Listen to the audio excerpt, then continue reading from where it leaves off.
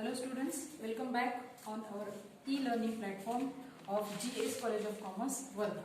And I am your subject teacher for Business Economics BCCA 3rd Sem. In previous lectures we have gone through with the new topic, that is theory of production. We have seen the meaning of production.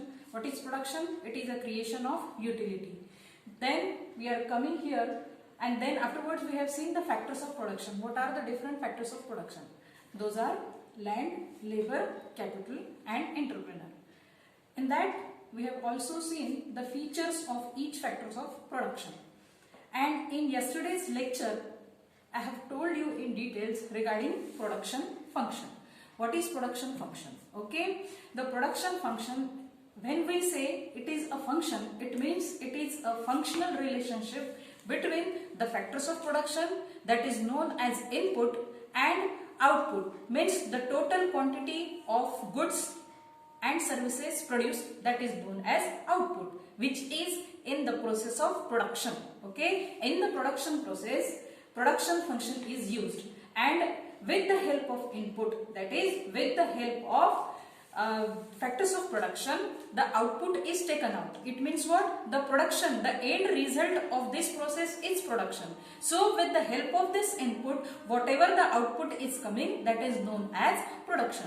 So it is a functional relationship, and that functional relationship is purely a physical relationship, and that is also a technical relationship. Why it is called technical relationship? Because a particular type of technology is used in that production process. So it is known as, it is a technical relationship.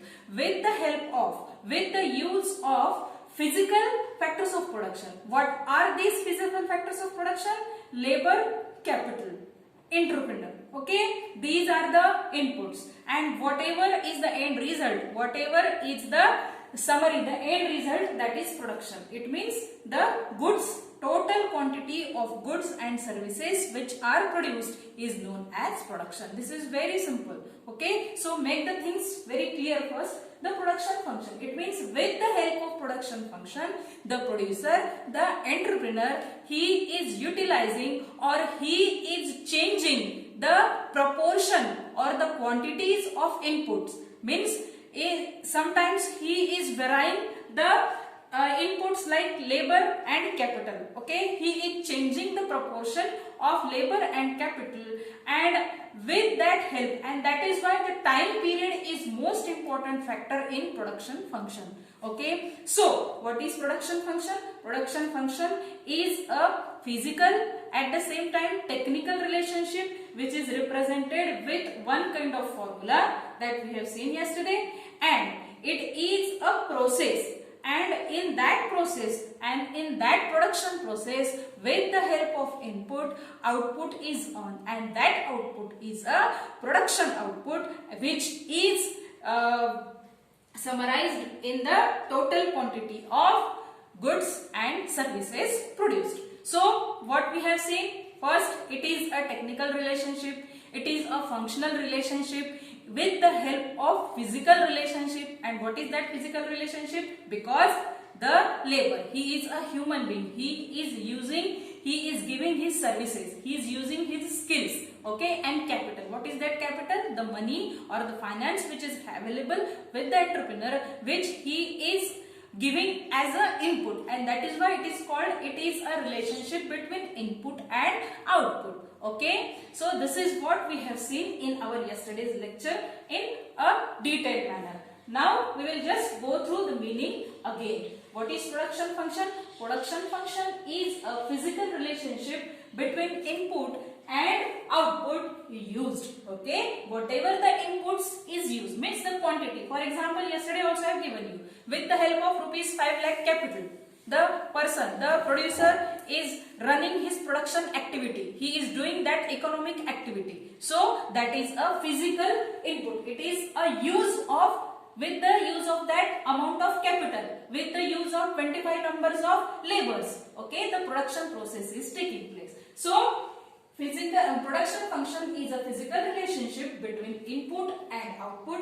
It is purely a technical relationship. Okay, some technique is used, some proportions are used. That is why it is a technical relationship. It is a process of getting maximum output from the given input in a particular time period. Okay, so time period is most important thing here in the production process. So in the year 1928, economist Cobb and Douglas has given a production function. Okay, in the year 1928, Cobb and Douglas gave a production function. It is based on empirical studies. Empirical means it was based on observation and experiences of the other producers. Okay, whatever the producers, whatever the problems those producers have faced in the production process, it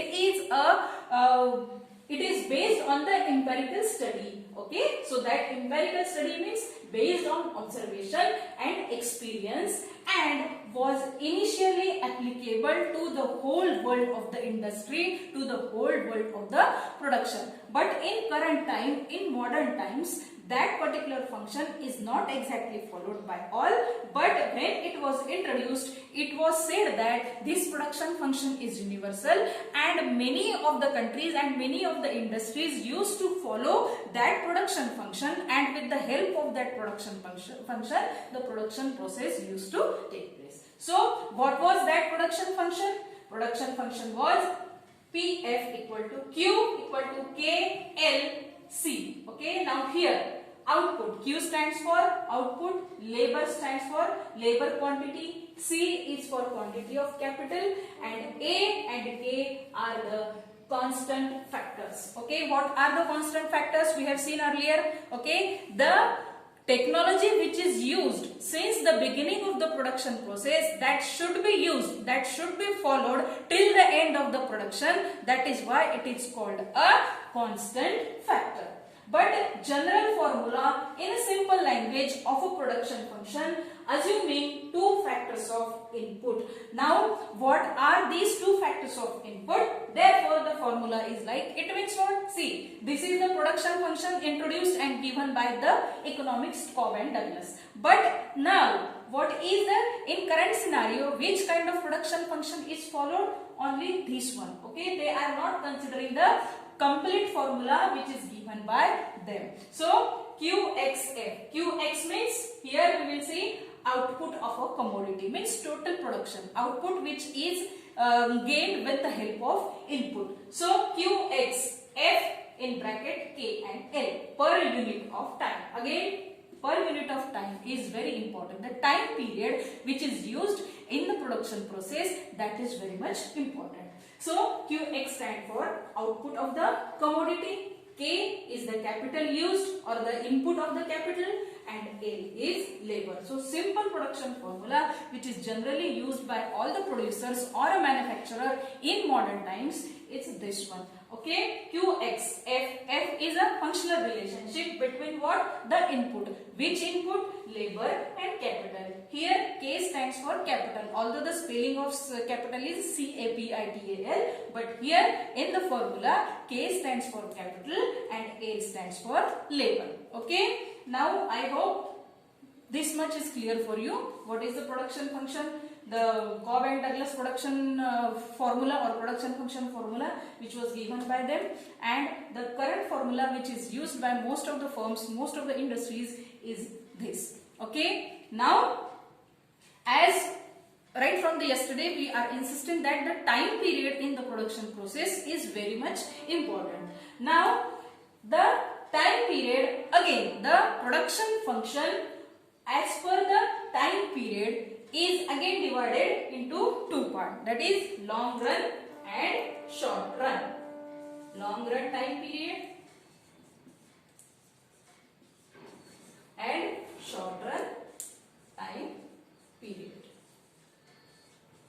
So in this time periods, the input which is labor and capital, that can be changed, that proportion can be changed, and what is difference between the long run time period and short run time period? Only thing is that the technology is not going to be changed, that will remain same, but the only factors like input, which are capital and labor, that can be changed, and that is why what is the difference between long run and short run we will see in our next lecture. But generally in the long term time period, law of returns to scale is applicable, and in short run time period, law of variable proportion is used. It means what? If a producer or if a manufacturer is adopting short run time period, if he is using his production process, if he has decided that I will follow only short run time period production process,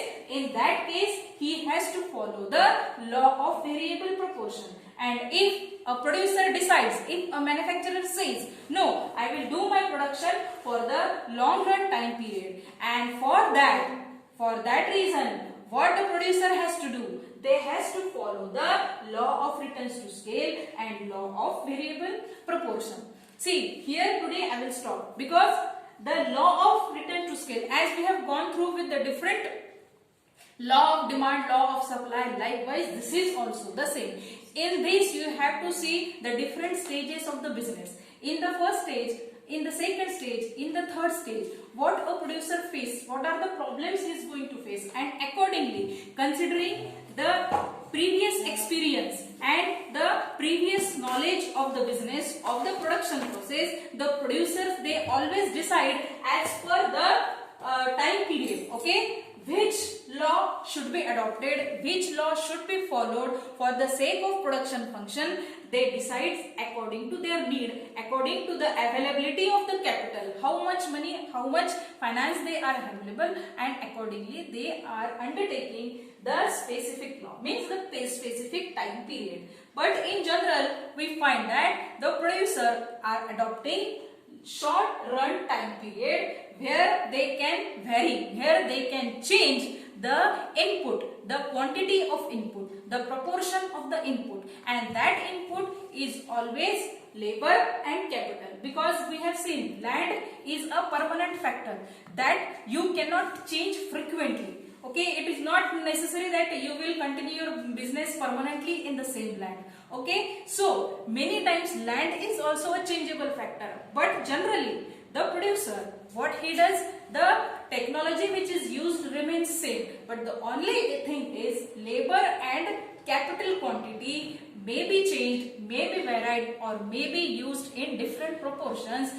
with reference to the time period. So production function as per the time period. Again, it is divided into long run time period, and if a producer decides for the long run time period production process, then he will follow law of returns to scale. And if a producer, if a manufacturer, if an industrialist decide that he will go for a short run time period, then law of variable proportions will be used or will be followed by the producer. So in today's lecture, what we have seen, we have just revised what is production function. Okay, production function, it is completely a technical and a physical and a functional relationship between input and output. So what are the input? That is very important to remember. Land, labor, capital, and entrepreneur. These are the factors of production. These are called in the production process are the input, and with the help of those input, what is the output of that input? The output is production. The final, the total quantity of goods and services produced in the production process, that is output. Okay, so it is a relationship between input and output, and that input itself is a factors of production, and the output is the total quantity of goods and services, total quantities of commodities produced. Okay, so it is a physical relationship. It is purely based on the technical relationship. It is the process of getting maximum output from the given input. Once you have decided this amount of input I will give in my production process, so that you cannot change. In the time period that can be changed, but once you have decided, the technology should remain same. That is one condition we can say. So from the given input in a particular time period. Then the economist Cobb and Douglas production function. What they have said in that production function we have seen, but general formula which is used by maximum producers or which is used in general is that QX F in bracket KL. So here output of a commodity, K is capital utilized, that is input, then L is labor. So production function as per time period. In long run time period, law of returns to scale. In short run time period, law of variable proportion. So in next lectures we will see in detail the law of returns to scale and law of variable proportions. So what you need to do is, because this particularly unit number 3 is a difficult or the toughest part of your syllabus, so go through in details, listen those videos, and if you have any difficulties, please come to us, give your message on the WhatsApp group. So thank you.